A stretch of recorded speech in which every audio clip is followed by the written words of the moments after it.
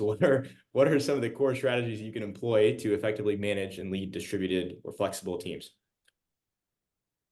I'd say the starting point is just, it's not how you lead, manage, distribute teams, just how you manage teams.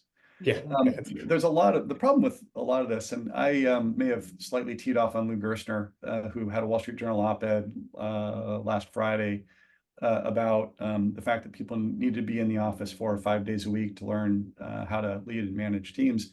Look, I've led distributed teams for over 2 decades because the teams that I've worked with have been spread across multiple cities. And the starting point on all of this is just got to get aligned around goals. Like number one, biggest, most important thing is if your team isn't aligned around what are the top 3 things that we're trying to accomplish and how will we measure success, then honestly, the rest of it gets really hard and gnarly. Management by walking around is basically BS. It's walking around to see if people are sitting at their monitors, and you might have a good conversation or two, but you're not having, meaningful conversations. If you can shift into the hard conversations about like what's most important for us to accomplish as a team and how will we measure success, then you're going to go a long way towards creating a couple of key things. One is a level playing field for people who come at this from different backgrounds with different styles of whether it's communication, gender, race, ethnicity, all the rest of it. And the other is you're going to have a much easier way of assessing performance and how it's going or not.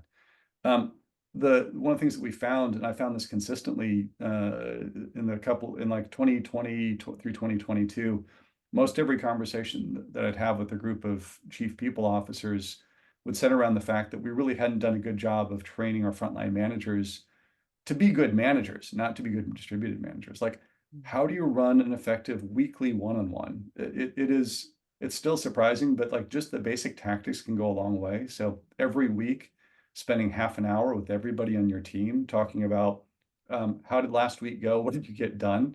What got in your way?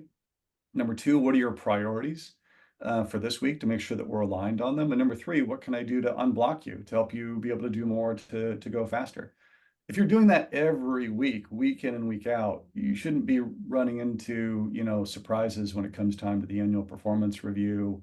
And it's also a very good way to start getting an understanding of people's, cycles and their challenges and creating those kinds of opportunities. So those to me are 2 of the biggest and most basic fundamentals that you gotta get right. Chrissie, what do you think?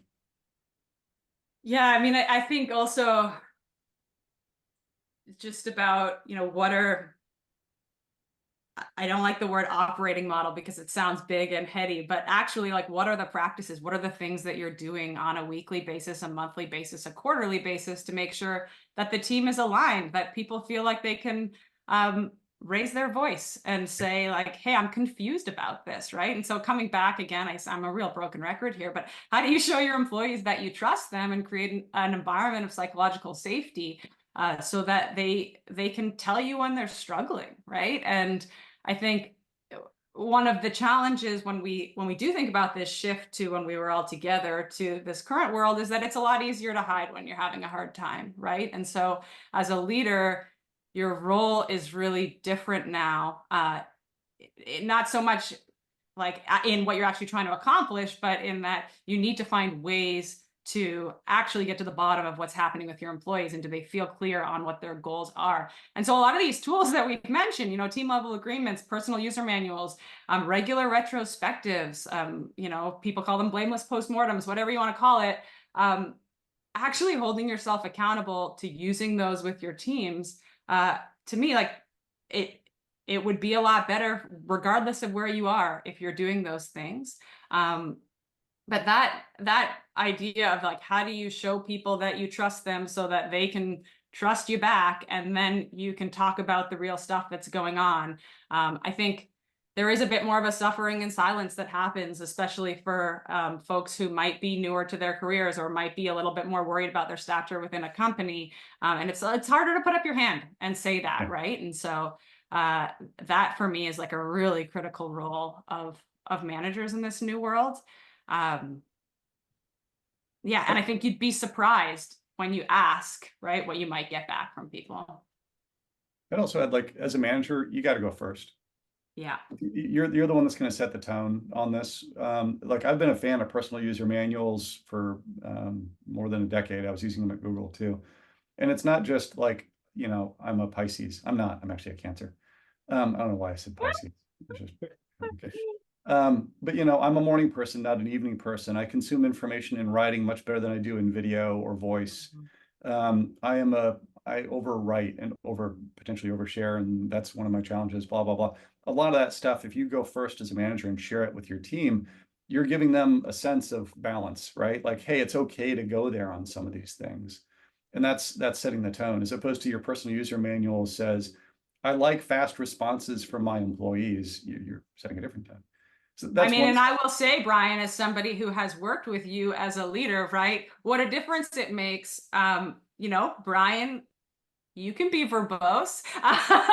And so when we're collaborating on a document together and you've got a lot of comments, for me to know that you just like talking through things, you know, makes me realize, oh, he's really engaged in this conversation, and he's excited about it, versus, oh my goodness, he thinks that I'm not doing a good job, right? And therefore he's trying to correct me. And that's a really different experience as an employee. And what a simple thing. All it took you is like really an hour of sitting down and writing down a personal user manual. Like that's a huge game changer. I should probably share I actually will share my entire one on LinkedIn just for kicks. Really? Because it's that, yeah, why not? I mean, what the hell? People know me well enough. The other thing I was going to say in this is the other key thing from a trust perspective is transparency. And this gets into like both teams and organizations. So if you are transparent with your team about what's going on inside the organization, if you're able to help them understand why a decision got made, they may not like the decision, but understanding the basis of the decision can go a long way. But you know, the place where I see the struggle is organizations that are still using information as a way to hoard power, meaning you're sequestering it in places, and you have to be in the meeting to be in the know to know what's going on. It does two things. It erodes trust, obviously, right? Because everybody's like, oh my God, what's going on? And they spend all their time on that set of activities. And it's so unproductive. Like the number of companies that are like, we are fast moving and agile, but we, you know, don't share information out internally, is sort of astounding to me, because you can't have those two things happen at the same time. It's literally not possible to be an agile, fast moving company and to have information silos stuck up inside your company all over the place. So you can start this with your own team by being willing to be like, hey, look, we're going to talk about some stuff. I'm going to describe the decision that was made and why it was made. And I'm going to trust you to keep some of the information I'm sharing confidential to the company and to the team.